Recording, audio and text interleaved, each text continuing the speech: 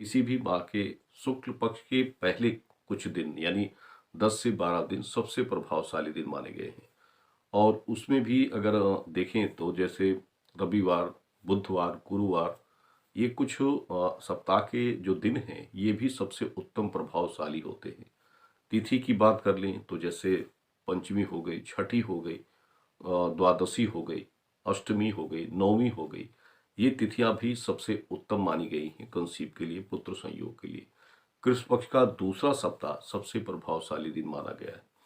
तो ये मतलब दिन और तिथियां हो गई, शुक्ल पक्ष और कृष्ण पक्ष हो गया।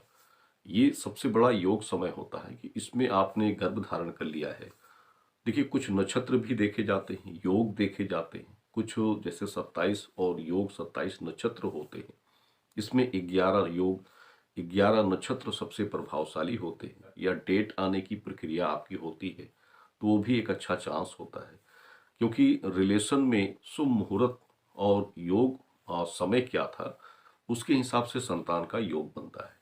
आपने जिस समय ट्राई किया, जिस समय गर्भ धारण हुआ, और इसमें से सबसे बड़ी होती है कि जो आपकी डेट आने की प्रक्रियाएं होती हैं, यानी पीरियड डेट का आना सबसे प्रभावशाली होता है।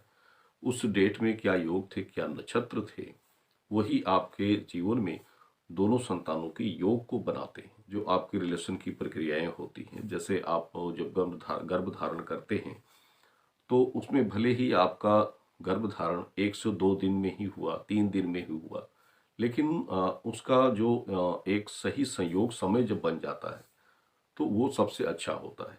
देखिए शुक्ल पक्ष और कृष्ण पक्ष, ये दोनों चीजें सबसे बड़ा मायने रखती हैं, क्योंकि जब आप ये देखते हैं कि डेट के बाद आपको किस पक्ष में समय मिल रहे हैं गर्भ धारण के, तो वो सबसे बड़ी बात होती है। अगर डेट के बाद आपको शुक्ल पक्ष के 2 से 3 दिन मिल जा रहे हैं कंसीव के लिए, वो चाहे पहले मिल जाए जैसे छठवें से 8वें दिन तक या 10वें दिन तक मिल जाए तो सबसे अच्छा होता है।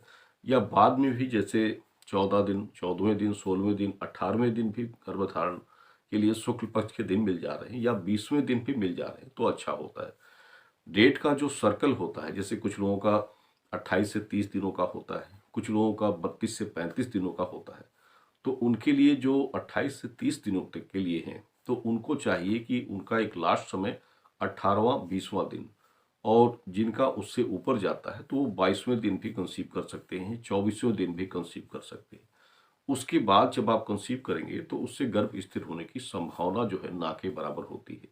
जिस दिन आपका ओवुलेशन का समय बनता है और उस ओवुलेशन के दिन में आपने कंसीव कर लिया, तो सबसे अच्छा एक कहें तो 101% चांस बनता है कि उसमें आप पुत्र संतान के सुख को प्राप्त करते हैं। तो ये कुछ विशेष जानकारी थी, हालांकि